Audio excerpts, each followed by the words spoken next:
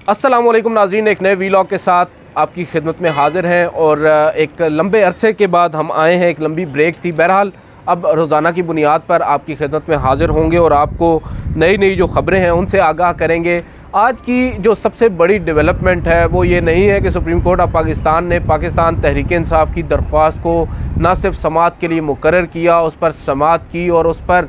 जो फ़रीक़ैन हैं उनको नोटिस भी जारी कर दिए। उससे अहम और उससे बड़ी ख़बर ये है कि दो फाजिल जजेस सुप्रीम कोर्ट ऑफ पाकिस्तान के, उन्होंने अपना एक तफसीली फ़ैसला आज जारी किया है जो बकौल उनके अक्सरियती भी है। अब आते हैं उस के ऊपर, लेकिन इससे पहले आपको कुछ बैकग्राउंड समझा देते हैं। गो कि आप लोग मुझसे ज़्यादा लर्नड हैं और आपको ज़्यादा समझ है इन सारी चीज़ों की, ज़्यादा फॉलो अप रखते हैं आप चीज़ों का। बुनियादी तौर पर सुप्रीम कोर्ट के अंदर हुआ कुछ यूँ था कि एक माह कबल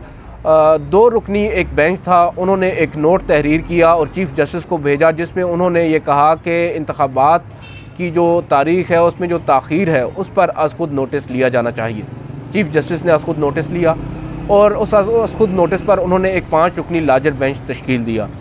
और आपको याद होगा उस 5 रुकनी लार्जर बेंच ने समाअतें की और अचानक से जब मेंटेनेबिलिटी पर कुछ सवालात उठे और जजेस की जानिब से अज़ खुद नोटिस के दायरा इख्तियार पर बात हुई, तो चीफ़ जस्टिस ने बेंच तब्दील किया और दो फाजिल जजेस जस्टिस अतर मिनल्ला और जस्टिस याह्या अफरीदी उस बेंच का हिस्सा नहीं थे। जो उसके बाद एक नया बेंच तश्कील दिया गया, उन दो जजेस को हटाया गया और दो नए जजेस को शामिल किया गया। बहरहाल जब उस 5 रुकनी लार्जर बेंच ने जो दोबारा तश्कील दिया गया उसने समाअतें शुरू की और 3-4 समाअतों के बाद उन्होंने अपना फ़ैसला दिया, जिसमें 3 जो फाजिल जजेस हैं, अक्सरियती जो फाजिल जजेस थे 5 में से, उन्होंने पाकिस्तान तहरीक इंसाफ की जो दरख्वास्तें थीं और जो अज़ खुद नोटिस था उसमें उन्होंने ये वाज़ेह कर दिया कि जो इंतखाबात हैं वो 90 रोज़ के अंदर होंगे। और इन इंतखाबात को 90 रोज़ में यकीनी बनाने के लिए उन्होंने मुख्तलिफ़ जो महकमे हैं, इदारे हैं, इलेक्शन कमीशन समेत, उनको कुछ डायरेक्शंस भी दी। उसके बाद इन 3 के अलावा 2 ऐसे फाजिल जजेस हैं जिन्होंने इस अक्सरियती फ़ैसले से इख्तिलाफ़ किया था, जस्टिस जमाल खान मंदोखेल और जस्टिस मंसूर अली शाह। उन्होंने जो अपना नोट उसी फ़ैसले के एंड पर तहरीर किया उसमें उन्होंने कहा कि हम जो अज़ खुद नोटिस का दायरा इख्तियार है उस पर मुतमईन नहीं है और बुनियादी तौर पर अगर मैं यूँ कहूँ तो गलत नहीं होगा, कुछ तकनीकी बुनियादों पर उन्होंने इस अक्सरियती फ़ैसले से इख्तिलाफ़ किया और उन्होंने मेरिट्स पर बात नहीं की कि इंतखाबात का इनेकाद 90 रोज़ में होना चाहिए या नहीं। और उसके बाद आखिर में उन्होंने एक बात ये भी कही कि हम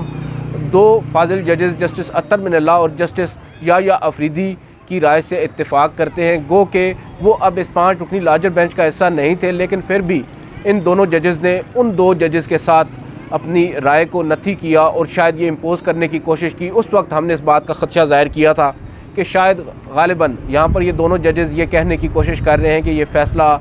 3-2 से नहीं आया बल्कि 4-3 से आया है। और आज हमारी उस अंदाज़े को इन्होंने दुरुस्त साबित किया है इन दोनों फाजिल जजेस ने। आज जब सुप्रीम कोर्ट ने एक दरख्वास्त पर समाअत की, अब बताते हैं आपको ये दरख्वास्त क्या थी जो आज सुप्रीम कोर्ट में समाअत के लिए मुकर्रर थी। ये बुनियादी तौर पर हफ्ते के रोज़ पाकिस्तान तहरीक इंसाफ ने एक दरख्वास्त, आइनी दरख्वास्त, आइन के आर्टिकल 184(3) के तहत दायर की और इस दरख्वास्त में उन्होंने कहा कि इलेक्शन कमीशन ने अदालती अहकामात, सुप्रीम कोर्ट के अहकामात की सरीहन खिलाफ वर्जी की है, माजरत रोज़े का टाइम है,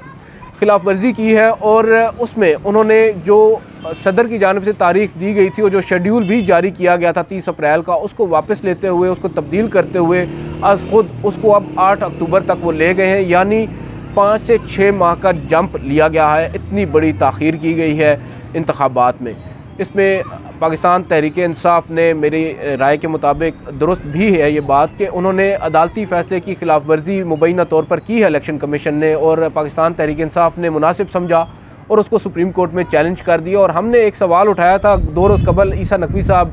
हमारे सीनियर हैं, मेरे बड़े भाई हैं, उनके साथ एक वीडियो में मैंने ये बात कही थी कि हैरान कुन तौर पर अब पाकिस्तान तहरीक इंसाफ ने इलेक्शन कमीशन के ख़िलाफ़ तौहीन अदालत की दरख्वास्त दायर नहीं की बल्कि एक अलग से आइनी दरख्वास्त दायर की है, जो कि मुझे समझ में नहीं आता और आज मुझे वो समझ आ रहा है कि इसके पीछे हिकमत क्या थी। अब हुआ यूँ कि आज सुबह हम चूँकि फ़ेडरल जुडिशल कॉम्प्लेक्स में थे, इमरान खान की मुमकिना पेशी थी, तो वहाँ पर तकरीबन 1:07 या 8 मिनट पर मेरे एक सोर्स हैं, उन्होंने मुझे ख़बर दी कि इमरान जो पाकिस्तान तहरीक इंसाफ की पिटीशन है वो फ़ाइल कर दी गई है। और वो फिक्स कर दी गई है, मुकर्रर कर दी गई है समाअत के लिए। 5 रुकनी लार्जर बेंच भी तश्कील दे दिया गया और आज ही दोपहर 2 बजे उस पर समाअत होगी। मैं फौरी तौर पर वहाँ से सुप्रीम कोर्ट आया और सुप्रीम कोर्ट आया, हमने आकर अभी 5 ही मिनट गुजरे थे कि समाअत का आगाज़ हो गया। और समाअत के आगाज़ पर ही जस्टिस जमाल खान मंदोखेल ने बैरिस्टर अली ज़फ़र जो कि PTI के वकील हैं उनको मुखातिब करते हुए इस्तफ़सार किया कि आप ये बताएं, आप किस अदालती फ़ैसले की खिलाफ वर्जी की यहाँ पर बात कर रहे हैं, आप क्या कह रहे हैं कि इलेक्शन कमीशन ने किस अदालती फ़ैसले पर अमल दरामद नहीं किया। तो बैरिस्टर अली ज़फ़र ने कहा कि मैं 1 मार्च के उस अदालती फ़ैसले की बात कर रहा हूँ जिसमें अदालत ने यह कहा था कि इंतख़ाबात जो है वो 90 रोज़ में होने चाहिए, जिस पर जस्टिस जमाल खान मंदोखेल ने बड़े संजीदा लहजे में यह कहा कि आप अदालती फ़ैसले की बात कर रहे हैं। तो यहाँ पर चीफ़ जस्टिस ने शायद भांप लिया कि जस्टिस जमाल खान मंदोखेल का इशारा किस तरफ है और उन्होंने उनकी इस बात को एलैबोरेट करते हुए कहा कि शायद फाजिल जज बात कर रहे हैं कि उस फ़ैसले के ऊपर तमाम जजेस के दस्तखत नहीं है, उस बात की तरफ ये इशारा कर रहे हैं। लेकिन यहाँ पर एक बात वाज़ेह कर दूँ,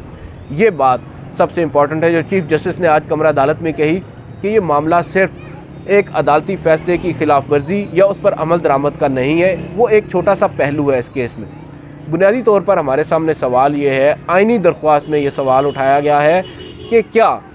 इलेक्शन कमीशन आज ख़ुद शेड्यूल में इस कदर तब्दीली कर सकता है, अपने तौर पर वो तारीख़ दे सकता है। ये बुनियादी कुछ सवालात हैं जिनको हमने एड्रेस करना है। अब मैं आपको मैं आपको टेक्निकल आस्पेक्ट्स की तरफ नहीं लेके जाता, लेकिन एक आप कह सकते हैं कि आसान अल्फाज में ये बात समझाने की कोशिश करूँगा जो मुझे कुछ थोड़ी समझ आ रही है, क्योंकि मैं भी अदना सा स्टूडेंट हूँ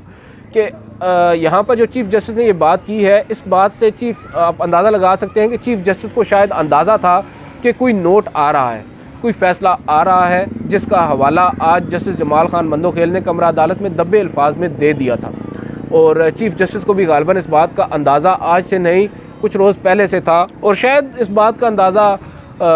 पाकिस्तान तहरीक इंसाफ को भी था या उनको करवा दिया गया था किसी जानिब से कि इस तरह हो सकता है। तो आप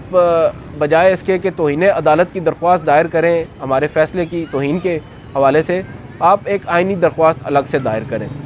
और अगर अब आप ख़ुद समझ सकते हैं जो इसके बाद की डेवलपमेंट है, जो समाअत है वो आगे बढ़ी। चीफ़ जस्टिस ने एक लंबी चौड़ी तकरीर भी की और दोनों पार्टियों को उन्होंने एक लेक्चर दिया और उन्होंने कहा कि कुछ ग्राउंड रूल सेट करें और इंतखाबात का इनेकाद यकीनी बनाने के लिए, पुरअमन बनाने के लिए कंड्यूसिव इन्वायरमेंट ज़रूरी है और कुछ कमिटमेंट्स हमें दें, इस तरह की बातें और नोटिस जारी की और समाअत कल तक मुलतवी कर दी।